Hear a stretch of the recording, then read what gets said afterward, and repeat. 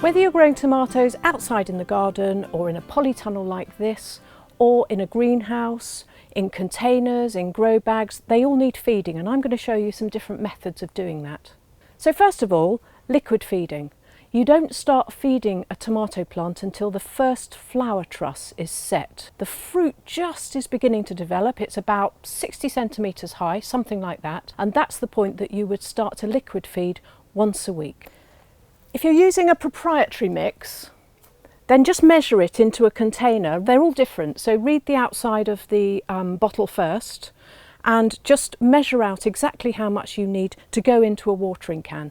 Either pour it into the watering can and then fill the can up with a tap, and that'll mix it up for you, or pour it into the water like this and give it a mix with a cane. So next I'm going to water, and there is a method to doing this. What you don't want to do is sprinkle it around everywhere, covering foliage and fruit. It's not particularly a foliage feed. You want to soak the roots.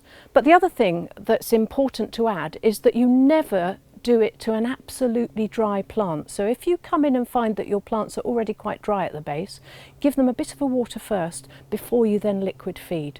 Otherwise the plant sucks up that concentrate so quickly that it's more likely to burn the tissue inside than it is to feed the plant. So this is a gentle feeding process.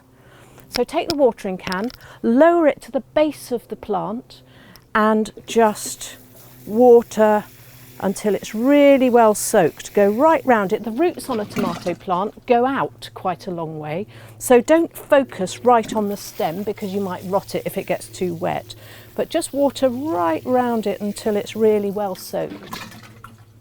So an alternative liquid feed is comfrey tea. I'm sure you've heard of it, but comfrey tea is something that you actually make. So you grow comfrey. Bocking 14 is what to go for. It's a sterile flowered comfrey that won't invade your patch. It's very vigorous, but it won't self-seed everywhere.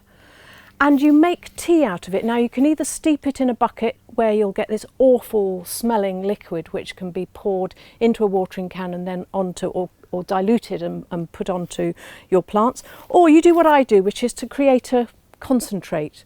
And so I bruise leaves, stick them in a funnel and let the exudate fall out of the bottom of the funnel into a bottle or a container, and then use that as my concentrate instead of a proprietary mix.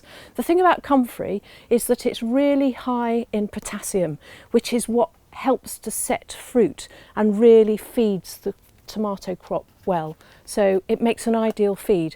Some people use nettle, but that's quite high in nitrogen, and there's enough leaves on a tomato plant as it is. It's the fruit that I want to encourage. So comfrey tea is a really good alternative.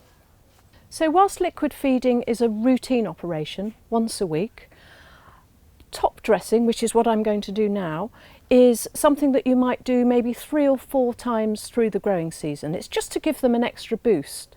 A compound fertiliser like this one, which is pelleted blood, fish and bone, is ideal.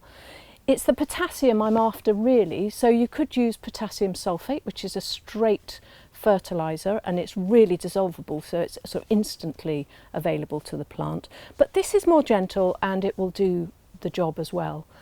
So read the pack first and make sure that you've got the rate right.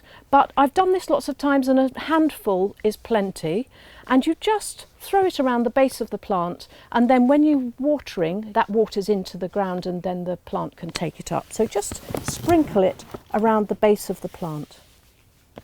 So an alternative to buying a compound fertiliser and spending more money is to come back to this comfrey again.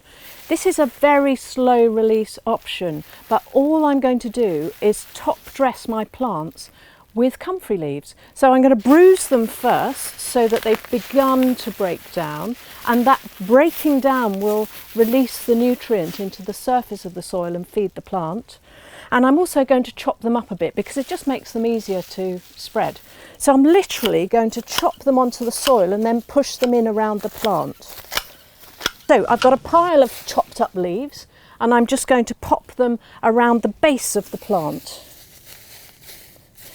And those get watered in, and over the next 2 or 3 weeks they'll go a bit black and they'll begin to release that exudate into the soil, directly around the plant and feed them every time I water.